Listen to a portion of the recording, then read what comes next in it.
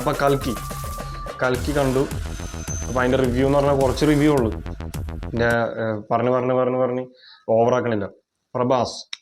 പ്രഭാസിൻ്റെ ഒരു തിരിച്ചുവരവെന്ന് ഞാൻ പറയും. അപ്പോൾ പടം തുടങ്ങി.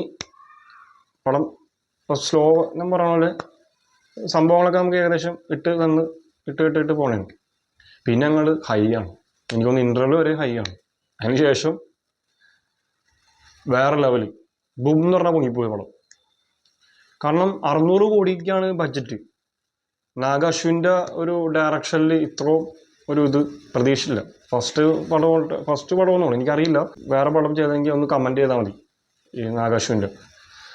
അപ്പോൾ അതൊരു വേറെ ലെവലാക്കി. അതായത് പ്രഭാസ് എന്നൊരു ആൾ ഡൗൺ ആയിരുന്നു, കുറച്ചാൾ ഡൗൺ ആയിരുന്നു. ട്രോള് ഏറ്റുവാങ്ങിയാണ്. ബാഹുബലിക്ക് ശേഷം ഒരു പടമൊന്നും ചെയ്യാൻ പറ്റും, അങ്ങനെ കുറേ ഗമ ടീമുകളായിരുന്നു പുള്ളിനെ ട്രോൾ ചെയ്ത്. പക്ഷേ പ്രഭാസ് വേറെ ലെവല്. പിന്നെ അമിതാഭ് ബച്ചൻ ഇത്ര വയസ്സിൽ ഇത്ര ഏജായി എന്നിട്ടും അമിതാഭ് ബച്ചനൊക്കെ കാണിച്ചു വെച്ചേക്കണമെന്ന് പറഞ്ഞു കഴിഞ്ഞാൽ. പിന്നെ കമലഹാസൻ, ഇവരും അമിതാഭ് ബച്ചനും കമലഹാസനൊക്കെ കാണിച്ചു വെച്ചേക്കണമെന്ന് പറഞ്ഞു കഴിഞ്ഞാൽ അത് എന്ത് വേറെ ഐറ്റമാണ് അതൊക്കെ. നിങ്ങൾ പോയി തിയേറ്റർ എക്സ്പീരിയൻസ് കാണണം. കാരണം ഇത്ര ഒരു തിയേറ്റർ എക്സ്പീരിയൻസ് ഞാൻ പല സിനിമകളെ അതായത് ആസ്വദിച്ചിട്ടുണ്ട്. പക്ഷെ ഇത് വേറെ ലെവലാണ് പടമാണ്. നിങ്ങൾ പോയി കാണണം പടം.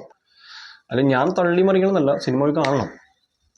പിന്നെ എനിക്ക് പറയാനുള്ളത് ഇതിൻ്റെ മ്യൂസിക് സന്തോഷ് നാരായണൻ, പുള്ളിയും അടിപൊളിയാക്കിയിട്ടുണ്ട്. പിന്നെ സിനിമോട്ടോഗ്രാഫി ജോർജ് സ്റ്റോജിക്കോവിച്ച് എന്ന് പറഞ്ഞ ഒരു സിനിമോട്ടോഗ്രാഫിയാണ് ചെയ്തു വെച്ചിരിക്കുന്നത്. പടം വേറെ ലെവല്. ബൈ.